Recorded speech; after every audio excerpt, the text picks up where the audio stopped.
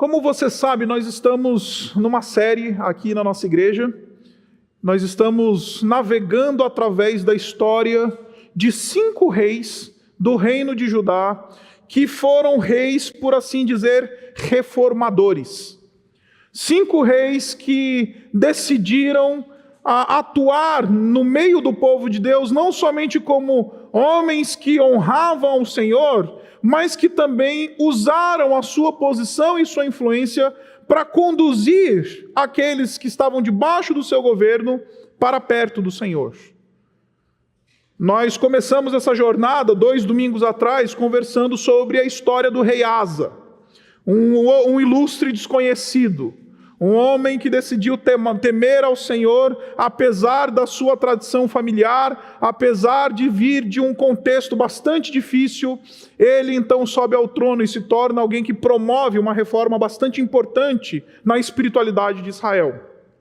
Semana passada nós ouvimos aquele que talvez foi o melhor sermão dessa série até agora, do pastor Davi. O pastor Davi trouxe uma reflexão muito preciosa para nós sobre a vida do rei Josafá.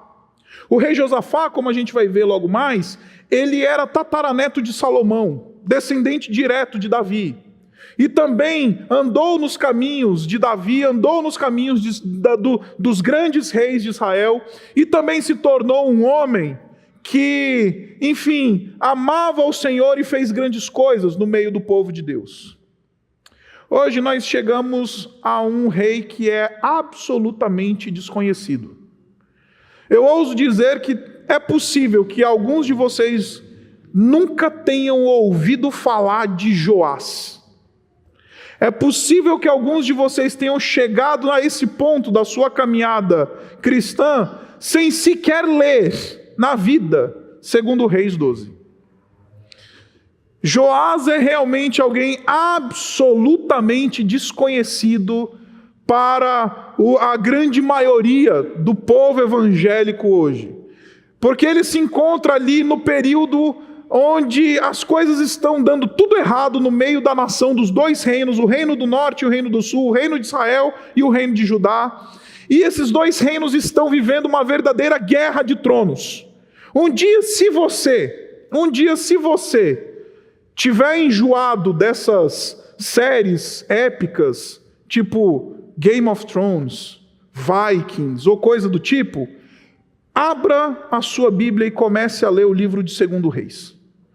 E você vai ver que ali tem uma trama palaciana muito mais legal e muito mais interessante e muito mais, enfim, cheias de altos e baixos e de coisas que a gente encontra do que aquilo que a gente encontra nas séries que a gente normalmente celebra. Joás está bem num contexto como esse. E que para que a gente possa entender essa passagem, para que a gente possa entender esse movimento da vida de Joás, esse reino absolutamente desconhecido, eu preciso fazer com vocês hoje uma recapitulação histórica. Hoje eu vou apresentar para vocês aquilo que eu quero chamar de a Guerra dos Tronos da 4ª dinastia do reino de Israel. Você está preparado? Venha comigo, eu prometo que vai ser interessante. Coloca para a gente no quadro, Júlio. Isso daqui que você tem é a chamada 4ª dinastia do reino de Israel. Essa dinastia, ela se tornou conhecida justamente por causa desse casal aqui que você já deve ter ouvido falar, Acabe e Jezabel. Acabe e Jezabel era gente ruim. Eram 2 governantes que não tinham nenhum caráter. Gente que odiava os homens de Deus, gente que odiava as coisas de Deus. De novo, não é uma questão de não se importar com Deus, é ser alguém que é contrário. É alguém que decide se colocar no meio da nação como alguém que se opõe à verdadeira religião e à verdadeira fé em Israel. Acabe e Jezabel, eles se tornaram aquilo que os teólogos chamam de o paradigma da iniquidade. Acabe era um bananão de pijama, um homem sem qualquer virilidade administrativa, sem qualquer pulso como rei, absolutamente dominada pela megera Jezabel. Jezabel era uma megera, uma mulher sanguinária, uma mulher que não tinha escrúpulos, uma mulher que absolutamente vivia de maneira ímpia e distante do Senhor. Do lado de lá, do reino, tinha esse tal Josafá que a gente ouviu falar na semana passada. Então, enquanto em Israel os reis eram Acabe e Jezabel, rei e rainha, lá no reino do sul era o Josafá. Essa é a primeira geração que se encontra. Enquanto lá no reino do norte está lá o Acabe e a Jezabel, no reino do sul está lá o Josafá. Nesses dias, surge um grande herói da fé. Como você sabe, um indivíduo chamado Elias, que se tornou a grande pedra no sapato da vida do Acabe e da Jezabel. O Elias é um profeta levantado pelo Senhor, é um homem de Deus, o maior dos profetas do Antigo Testamento, e ele anuncia literalmente que Deus vai pedir contas de Acabe e de Jezabel dos seus pecados, da sua iniquidade, do seu mau caráter, da sua perversidade, e ele diz: é o seguinte, vocês dois vão morrer e os cães vão lamber o sangue de vocês. E foi justamente isso que aconteceu. O Acabe, ele morreu porque ele foi combater, foi para um campo de batalha junto com Josafá contra o reino sírio. E ele morreu de uma maneira absolutamente irônica, porque como ele era um bananão, ele não teve coragem de ir para a guerra com a sua armadura real. Ele não teve coragem de ir para a guerra como rei. Ele chamou Josafá, que a princípio tinha, com quem ele tinha algum tipo de aliança política, e ele falou: vamos para a guerra, só que é o seguinte, Josafá, você vai como rei e eu vou disfarçado, porque eu sei que os caras da Síria lá, eles estão querendo me pegar. Eles sabem que, eu sei que se eu aparecer lá, esses homens vão me pegar e eu não vou ficar vivo. Então ele decidiu ir como um escudeiro, como alguém que estava lá na classe baixa do exército. E foi para a guerra. E o texto, ele é sensacional em dizer, de maneira muito irônica, que um soldado lança um dardo, lança uma lança, de maneira absolutamente aleatória. E esta lança acerta justamente na dobradiça da sua armadura, fere Acabe, ele morre na sua carruagem, e levam a sua carruagem para uma beirada de um rio, e então os cachorros vão lá lamber o sangue do Acabe. Assim se deu o fim do reinado do rei Acabe. O Josafá, não muito tempo depois, também faleceu com honras, faleceu honrando ao Senhor, em alguma medida, embora também não tenha sido perfeito durante toda a sua vida, como a gente viu na semana passada. Se você está em dúvida sobre a vida desse grande homem Josafá, procure no nosso YouTube o sermão da semana passada. Josafá foi um rei que fez bastante diferença. O Acabe faleceu. E aí, o Acabe, ele entregou o seu reino para o seu filho, aparentemente o seu filho mais velho, esse indivíduo aqui chamado Acasias.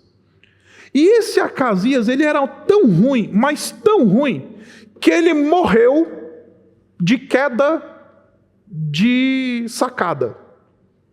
Ele morreu de queda de sacada. Estava lá no pátio do seu templo, aí chegou na beirada da sacada, tomou um tombo, caiu. Se feriu gravemente. E aí o que aconteceu? Ele tentando buscar uma recuperação da sua saúde por causa dos traumas da queda, ele manda os seus mensageiros consultarem os deuses pagãos. E aí então, ele é interceptado, esses mensageiros são interceptados pelo profeta Elias novamente. E ele questiona os mensageiros de Acaz, dizendo: por acaso não tem rei, não tem Deus aqui neste meio, nesta nação? Por que vocês estão indo consultar deuses pagãos sobre a saúde do rei que caiu lá da sacada? Visto, mandem essa mensagem para o rei. Mandou de volta os mensageiros do rei falando assim: quem está falando agora é um profeta do Senhor. Acaz, visto que você foi buscar a tua cura, foi buscar remediar a solução dos teus problemas, buscando deuses pagãos, Deus, ele vai tomar a tua vida e você vai morrer. E foi justamente isso que aconteceu. Acaz não ficou mais do que 2 anos no trono, porque tomou um tombo, foi buscar deuses pagãos para se curar, e Elias dá o veredito inspirado pelo Senhor, dizendo: você vai morrer, Acaz, não é por causa do tombo, mas por causa da tua idolatria. Como Acaz não tinha filhos, quem assumiu o trono foi o seu irmão Jorão. O seu irmão Jorão, ele é um rei muito interessante, porque ele era esperto, mas ele era alguém que deu o azar de fazer alianças com pessoas erradas. Ele tinha até uma habilidade política, ele tinha até algum tipo de movimento dentro da nação que poderia justificar o seu reinado, etc. e tal, mas ele era um cara muito ruim. Nesse meio tempo, quando o Jorão já tinha até assumido o trono, o Josafá já tinha morrido, e lá do outro lado do reinado já estava o Jeorão, o filho de Josafá, reinando. E esse Jeorão também ele foi um rei que, embora fosse um rei lá do reino de Judá, que era um pouquinho melhor do que o reino de Israel, esse Jeorão deu o azar de casar com a pessoa errada. Ele casou com a Atalia, que também era filha de Acabe. A Atalia era igualzinha à sua mamãe.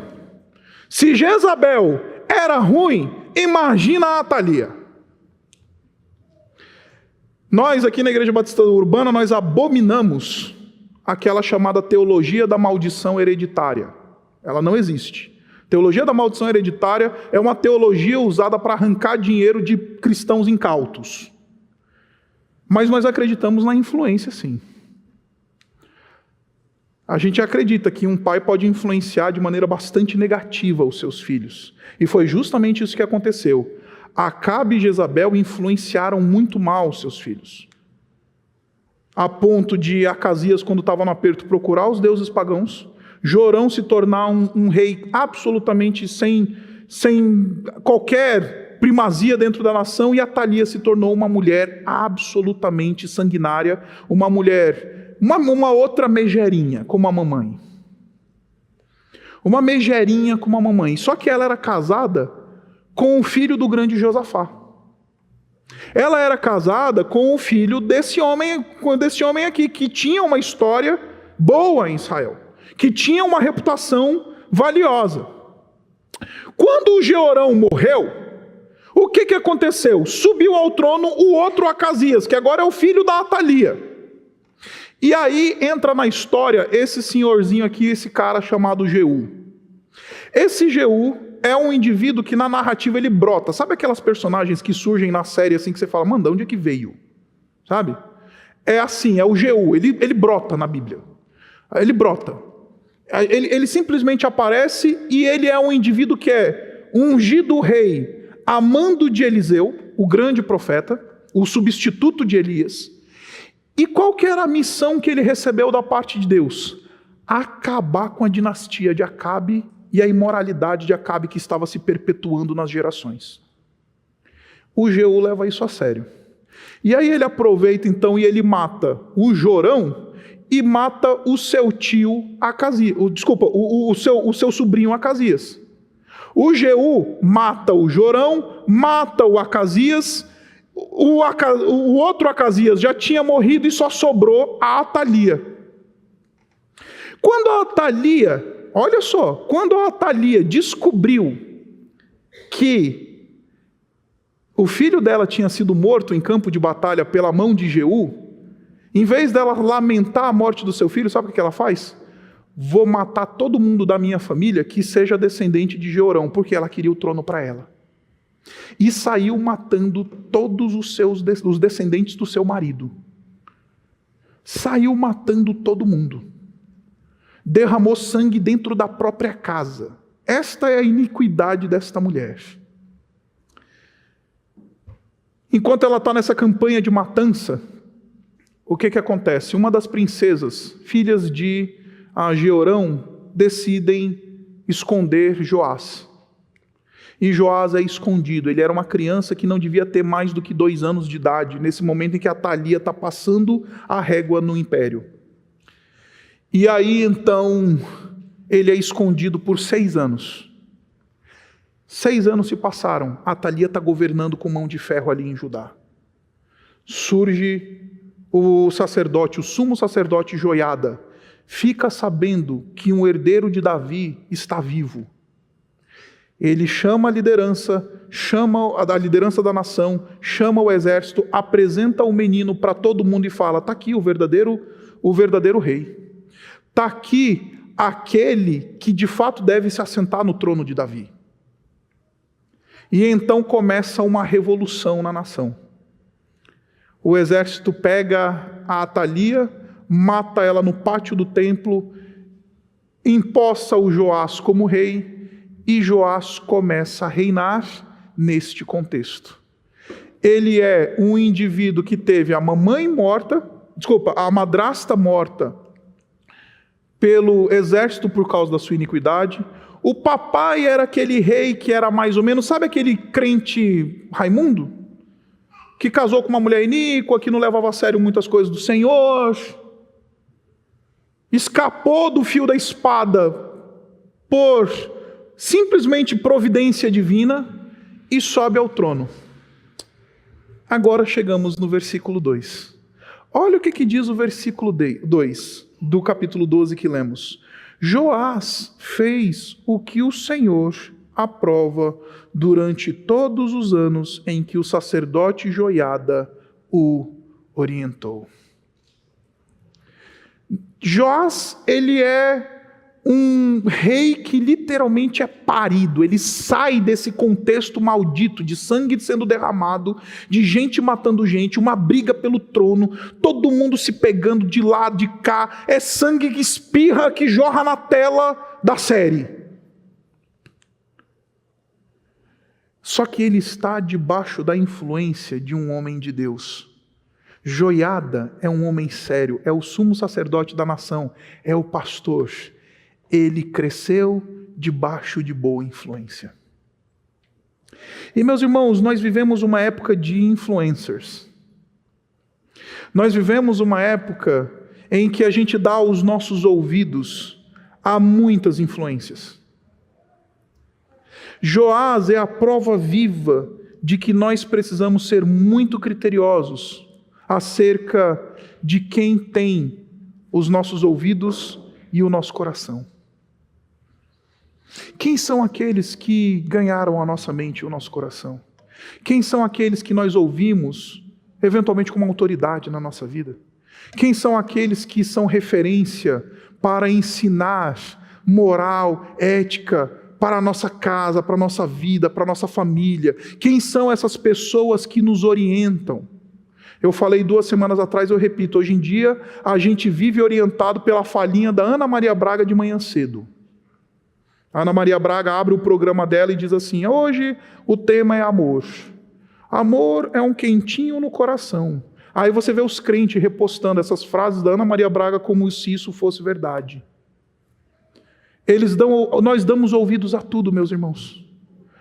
O movimento evangélico brasileiro hoje ele está entregue a uma verdadeira anarquia e perdição, porque nós estamos dando os nossos ouvidos a homens que nunca deveriam ter recebido o título de pastor, falsos mestres, pessoas que, enfim, estão deturpando o evangelho à torto e à direito nesse mundo. E depois a gente se pergunta: por que será que minha vida está um caos? Porque as referências que você tem de vida, de moral, de espiritualidade, são erradas.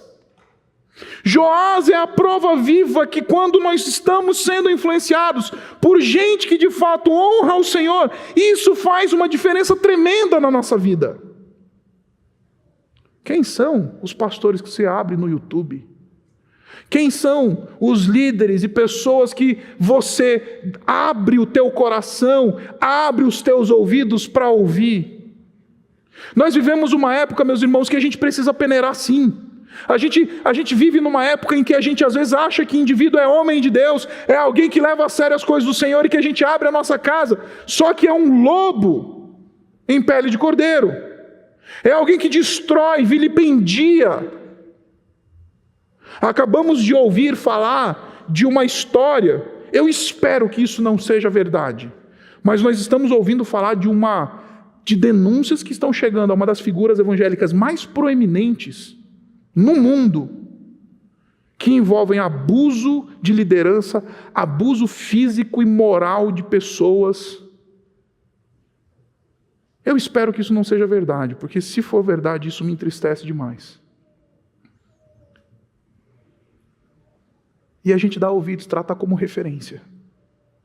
A gente trata como referência gente que alimenta o nosso coração e a nossa alma, sem ter a condição para tal. Quem são as pessoas que nos influenciam? Quem são as pessoas que estão influenciando os teus filhos? Pai, você precisa saber o que teu filho anda vendo no YouTube, sim.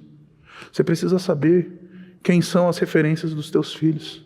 Você precisa estar de olho, sim, porque o Joás é a prova viva de que uma boa influência faz muita diferença. Esse jovem rei, parido num contexto absolutamente caótico, porque foi criado debaixo de um homem que temia o Senhor, se tornou alguém que fez diferença. Quem são aqueles que alimentam a nossa fé? Quem são as referências? Cuidado, meu irmão e minha irmã, com aqueles que você deixa entrar na sua casa pelas redes sociais. Cuidado, meu irmão e minha irmã, com aqueles que você abre o espaço mais íntimo que você tem na tua vida para alimentar a tua fé. Depois não se surpreenda porque tua vida está um caos. Porque um falso influenciador, um falso mestre, alguém que não tem competência para tal, ele pode corroer a nossa alma. Ele pode nos empurrar para o abismo. Ele pode destruir a nossa família. Quando Paulo escreve a Tito, ele fala dos falsos mestres dizendo assim, que o problema não é eles serem falsos mestres, é que o problema é que eles estão destruindo famílias com seu falso ensino. Estão destruindo famílias com o seu falso ensino. Cuidado, meu irmão e minha irmã. Em segundo lugar, o texto fala para nós que não somente Joás teve esse privilégio de ser alguém que foi educado debaixo de uma autoridade espiritual séria. O texto fala para nós que Joás, ele assume uma responsabilidade que eventualmente não era dele. Ele decide cobrar dos sacerdotes as reformas do templo.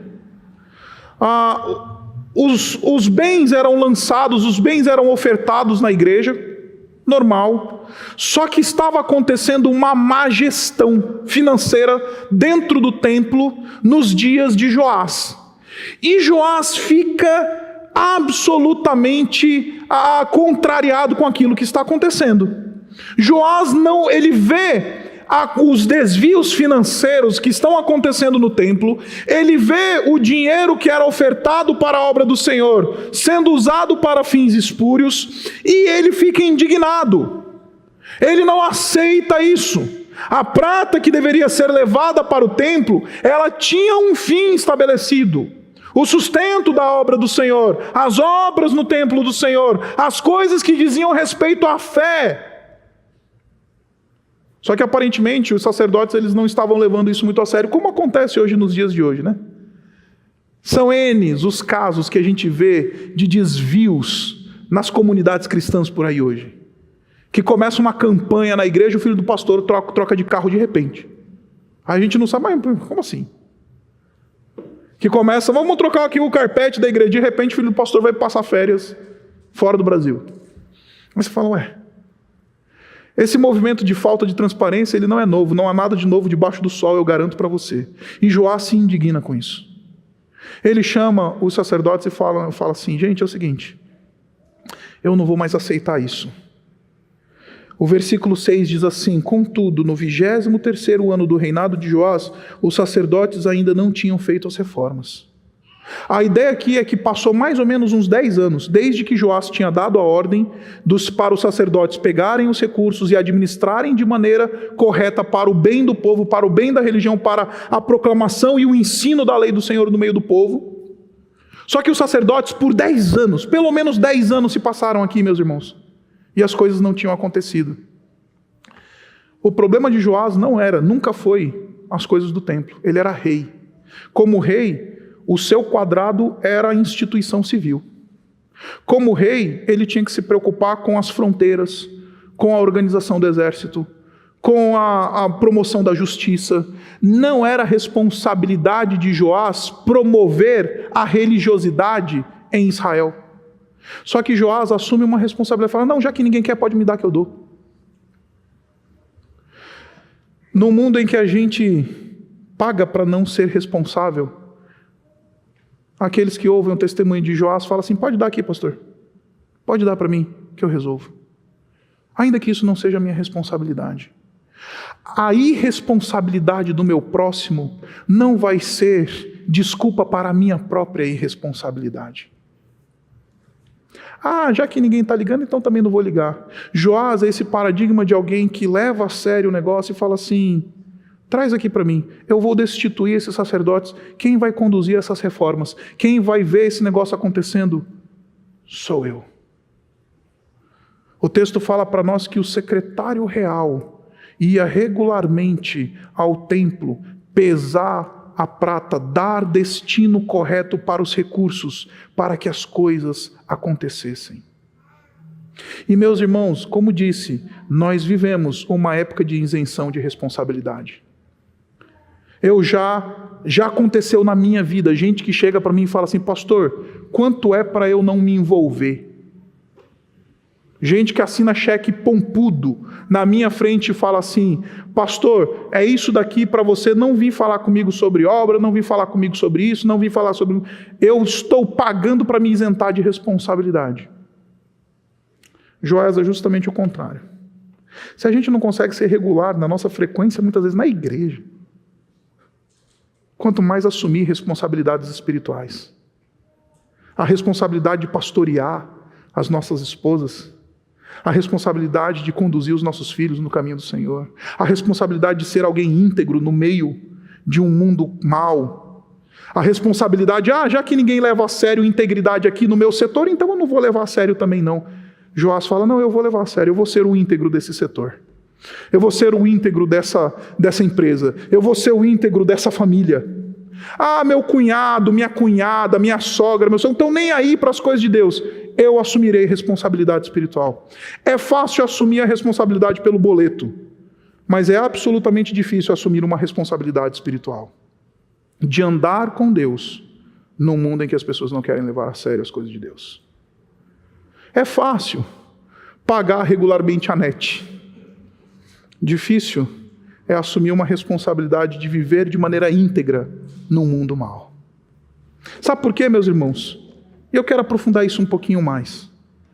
Porque a nossa integridade no mundo mau coloca em xeque aqueles que estão em nossa volta andando de maneira iníqua. Quando a gente é o íntegro no nosso setor, na nossa família, quando a gente não compactua com as coisas erradas, a gente naturalmente coloca em xeque as pessoas que andam de maneira iníqua e irresponsável perto de nós, vão pensar duas vezes.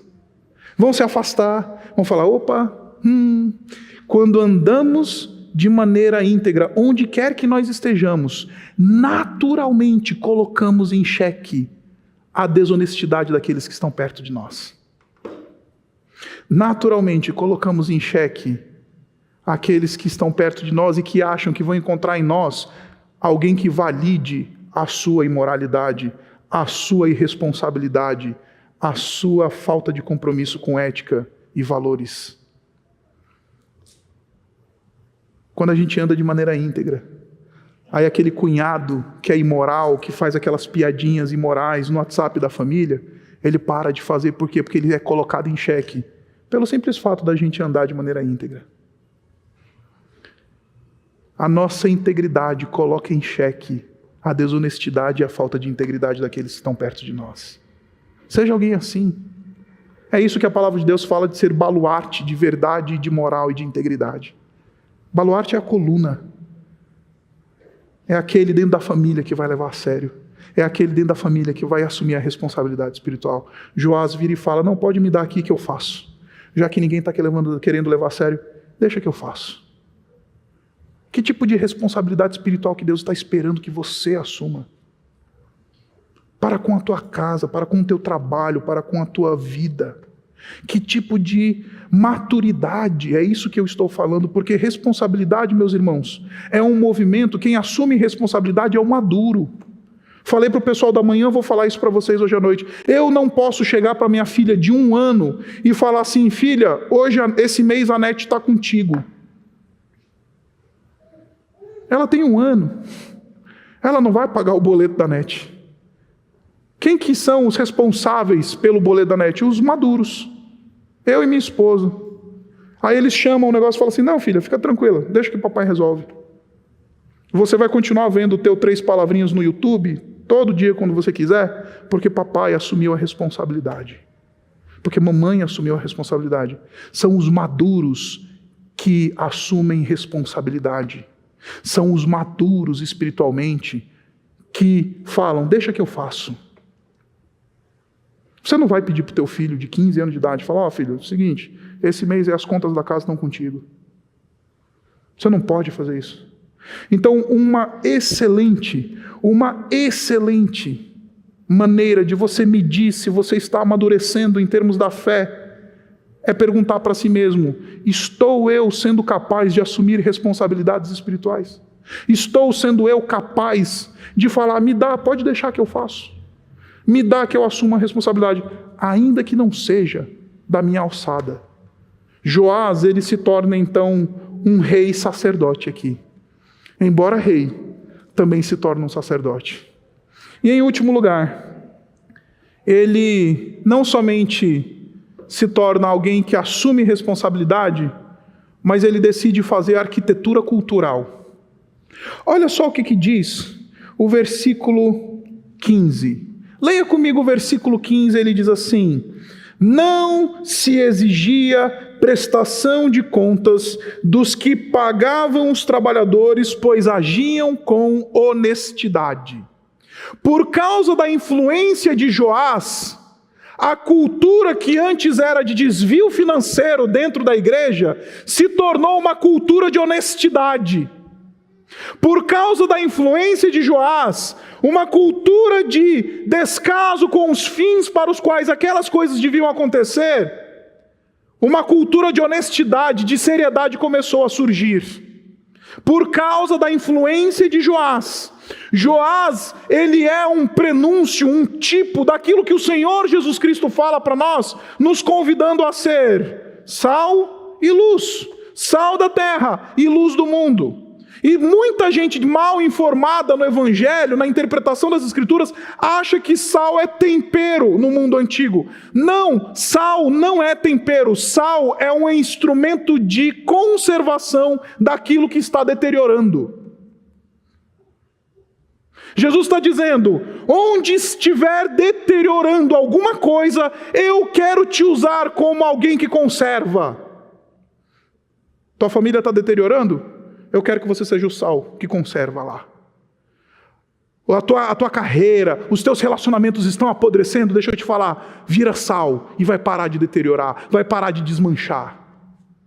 O Joás, ele entendeu isso, e por causa da influência dele, ele começou a agir como um arquiteto de cultura, como alguém que estava promovendo valores outros, valores exaltados, valores do reino. Eu não canso de dar esse exemplo aqui, porque isso tem tudo a ver com aquilo que nós somos. Nós falamos de arquitetura cultural para os nossos membros toda hora. Nós falamos que queremos membros que são agentes de renovação cultural no mundo. Não muito tempo atrás, um rapaz aqui da nossa igreja chegou para mim e falou assim: pastor, eu estou determinado em mudar uma cultura deteriorada e maldita dentro do banco que eu trabalho. Aí eu falei: e qual que é a cultura deteriorada e maldita que está acontecendo no teu trabalho? Ele falou assim: existe uma cultura de prostituição, porque as estagiárias que querem ser efetivadas, elas precisam dormir com os gerentes. Eu estou determinado em usar a minha posição e a minha influência para acabar com essa cultura de prostituição no banco em que eu trabalho, para que haja uma cultura de integridade e de respeito pelas mulheres da minha agência. Aí eu virei para esse rapaz, eu dei um abraço nele e falei assim: no universo de mais de 450, entendeu o que nós, pastores, estamos falando há 5 anos. Queremos cristãos que são agentes de renovação cultural. A gente não quer cristão que enche banco de igreja, não, gente. A gente quer cristãos como Joás, que por causa da sua influência, onde eles chegam, as culturas são transformadas. Onde eles chegam, as coisas mudam. Onde eles chegam, chega a luz. É sal da terra que conserva no ambiente de deterioração e é luz que ilumina no ambiente de escuridão. Por causa da influência de Joás, este Joás, ele se tornou um homem que produziu mudança de cultura onde quer que ele estivesse. O que eu estou querendo dizer para vocês, meus irmãos, é que no final das contas não é sobre Joás a nossa fé. Não somos discípulos de Joás. Somos discípulos de um Joás maior. Um rei sacerdote maior. Um rei que também não tinha nenhuma responsabilidade para comigo e para com você. Mas também um dia decidiu assumir uma posição que custava a ele, para que eu e você pudéssemos viver de maneira íntegra nesse mundo. Um rei que falou, me dá aqui, é a cruz que tem que ser, é a cruz que será, para que eu e você pudéssemos nos libertar de uma vida de falta de responsabilidade espiritual. É sobre um Joás maior, que nos lembra que é debaixo da sua influência que a gente encontra um processo de transformação, de discipulado, de renovação do nosso caráter e da nossa vida. É debaixo do cuidado desse Joás maior, debaixo da sua voz e da sua palavra, que a gente descobre o caminho para romper com um universo de sangue, um universo de impiedade, um universo de falta de integridade, um universo de imoralidade. É debaixo desse Joás maior que a gente então se coloca aos pés da cruz e a gente fala, obrigado, Jesus, porque há um rei sacerdote muito maior do que Joás, que já fez tudo aquilo que era necessário ser feito, para que eu e você pudéssemos assumir uma posição de influência no mundo, para que eu e você pudéssemos ser pessoas que levam a sério as nossas responsabilidades espirituais, para que eu e você pudéssemos crescer honrando ao Senhor, ainda que o mundo ao nosso redor esteja se desmanchando. Por isso eu não vim pregar sobre Joás, eu vim falar sobre Jesus. O nosso Joás maior, o nosso rei sacerdote maior, aquele que nos leva para um tipo de vida completamente diferente daquilo que estamos experimentando. Por isso, se você quiser encontrar boa influência, se você quiser encontrar uma espiritualidade robusta que assume responsabilidades, e se você quiser se ser alguém que influencia e transforma a cultura onde você está, o caminho não é ir para Joás, o caminho é ir para Jesus. Por isso, eu queria convidar você, essa noite, a fazer esse exercício espiritual, de falar, Jesus, me ajuda a ser fiel, me ajuda a ir para Ti, como esse rei sacerdote maior que eu tenho, como esse que é capaz de me dominar para o meu bem, como rei, que tem uma coroa, mas também que é sacerdote, e me convida a andar perto de Deus, sendo um agente de transformação nesse mundo. Abaixe sua cabeça, vamos orar. Obrigado, Pai, porque há um Joás maior, há um rei sacerdote maior, muito maior. Obrigado porque Jesus já fez tudo aquilo que era necessário para que a gente pudesse andar nesse mundo com integridade, para que a gente pudesse, enfim, ser instrumentos de transformação, para que a gente pudesse conservar onde está deteriorando. Pai, esse mundo está desmanchando literalmente. As nossas interioridades muitas vezes estão desmanchando, os nossos casamentos estão desmanchando, as nossas famílias estão desmanchando, as nossas carreiras, o nosso patrimônio está desmanchando, Pai. E a gente precisa da operação desse Joás maior, nos fazendo sal nesse mundo que desmancha. Os nossos casamentos, a nossa vida está escura, a gente precisa desse Joás maior para nos dar luz, para a gente poder caminhar sem tropeçar. A gente precisa desse Joás maior, que embora não fosse a sua responsabilidade, decidiu assumir uma responsabilidade de cruz para a nossa redenção. Por isso, Pai, Deus bendito, somos gratos por esse rei sacerdote, Deus homem perfeito. E obrigado porque nele encontramos aquilo que precisamos para viver e para nos conduzir. Nós oramos assim no nome do Senhor Jesus. Amém.